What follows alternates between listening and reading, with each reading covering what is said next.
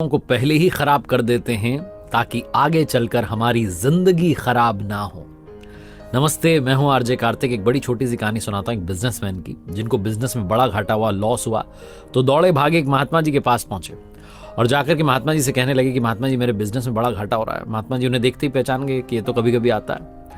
महात्मा जी कुछ बोले नहीं। वो बिजनेसमैन अपना दुख सुनाते जा रहे थे, उनकी आंखों में आंसू आ गए थे कि बड़ा घाटा हो रहा है, मैं समझ नहीं पा रहा हूँ क्या करूँ।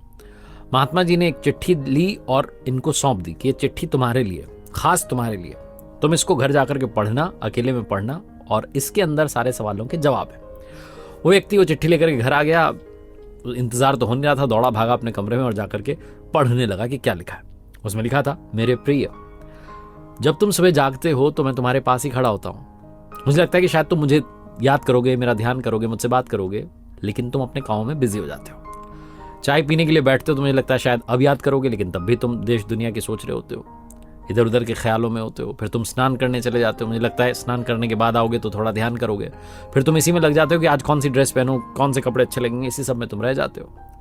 फिर मुझे लगता है कि शायद अब समय निकालोगे, लेकिन तब तुम ब्रेकफास्ट के लिए बैठ जाते हो। नाश्ता करने बैठते हो तो मुझे लगता है कि शायद मुझसे भी पूछ लोगे कि आप भी पहले नाश्ता कर लो, लेकिन तुम ऐसा नहीं करते। तुम घर वालों से बात करते हो, यहाँ की वहाँ की, सारे जहाँ की बातें करते हो और अपने ऑफिस के लिए निकल जाते हो। जब ऑफिस जा रहे होते हो तो ट्रेन जो है तुम पकड़ते हो और 15 मिनट जो है ट्रेन में तुम्हारा समय बीतता है। तब मुझे लगता है कि वो 15 मिनट की जो यात्रा है ट्रेन वाली, जिसमें तुम्हें समय मिला है, तब तुम शायद मुझसे बात कर लो, क्योंकि तब भी मैं तुम्हारे साथ ही होता हूँ। लेकिन तब भी तुम मेरी ओर ध्यान नहीं देते। तुम अपने मोबाइल में गेम खेलने लग जाते हो और वो 15 मिनट ऐसे ही बर्बाद कर देते हो। फिर अपने ऑफिस पहुंच जाते हो। ऑफिस में मुझे पता है कि तुम बिजी रहते हो, लेकिन वहां भी तुम अपने लिए 15 मिनट और निकालते हो, जिसे तुम मी टाइम कहते हो, जिसमें सिर्फ तुम अपने लिए समय बिताते हो। लेकिन तब भी तुम अपने चैम्बर में बैठ करके, अपने कैबिन में बैठ करके बस ख्यालों में डूबे रहते हो इधर उधर के। मेरे बारे में तो सोचते ही नहीं। जब तुम ऑफिस से शाम में रवाना होते हो तो मुझे लगता है कि शायद संध्या काल में तुम्हें मेरी याद आएगी, ध्यान करोगे, क्योंकि मैं तो तुम्हारे साथ उस समय भी होता हूँ, लेकिन तब भी तुम मेरा ध्यान नहीं करते। घर आते हो तो मुझे लगता है कि शायद अब 2 मिनट 5 मिनट निकाल लोगे, लेकिन तब भी तुम बिजी रहते हो। डिनर करते हो, फैमिली के साथ टाइम स्पेंड करते हो, फिर टीवी चालू कर लेते हो और टीवी देखते देखते तुम्हें नींद आने लग जाती है। तुम आते हो अपने कमरे में, बीवी को, बच्चों को गुड नाइट बोलते हो और सोने चले जाते हो। मुझे लगता है कि सोने से पहले जो 2 मिनट नींद नहीं आती, उन विचारों में शायद तुम्हें मेरा विचार आ जाए। तुम मेरा ध्यान कर लो, मेरे बारे में सोच लो, कि पूछ लो कि कैसे हो, अपना हाल मुझे बता दो, लेकिन तब भी तुम मेरा ध्यान नहीं करते और मैं ऐसे ही प्रतीक्षा करता रह जाता हूँ।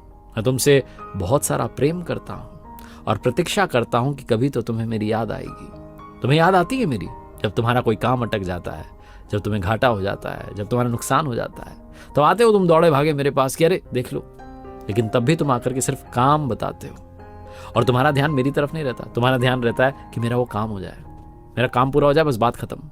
तुम्हारी इच्छा रहती है वो काम पूरा हो जाए, तुम्हें मुझसे मिलने की कोई इच्छा नहीं रहती, लेकिन मैं इंतजार कर रहा होता हूँ, प्रतीक्षा कर रहा होता हूँ कि कभी तो तुम्हें मेरी याद आएगी और कभी तो तुम मेरे पास आओगे, लेकिन तुम मेरे पास आते ही नहीं।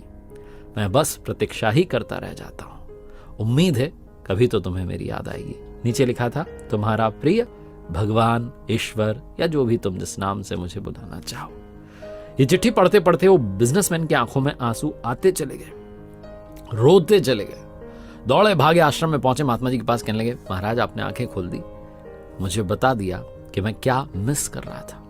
मैं तो भगवान को सिर्फ काम के समय याद करता हूं, हर समय याद कर लूं तो शायद बात बन जाए। महात्मा जी ने कहा, हाँ, वो हर समय तुम्हारे साथ हैं, हर पल तुम्हारे साथ हैं, कुछ समय उनके लिए भी निकालना शुरू करो। चिंताएं कम हो जाएंगी, जीवन में हैप्पीनेस बढ़ने लगेगी। अपने माइंड को शांत करना शुरू करो। बहुत छोटी सी कहानी जो जीवन का सार समझाती है। एक बार फिर